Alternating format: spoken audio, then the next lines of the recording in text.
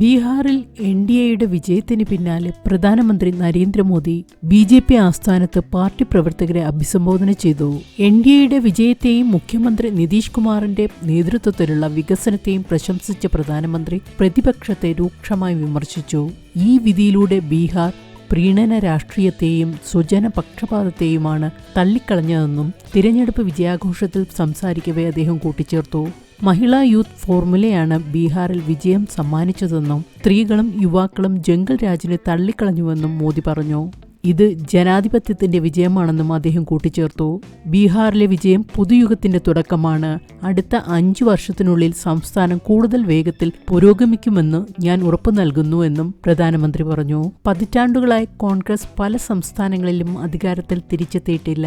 2024 ശേഷമുള്ള 6 നിയമസഭാ തിരഞ്ഞെടുപ്പുകളിൽ 100 സീറ്റുകൾ മാത്രമാണ് കോൺഗ്രസിന് വിജയിക്കാനായതെന്നും പ്രധാനമന്ത്രി പറഞ്ഞു.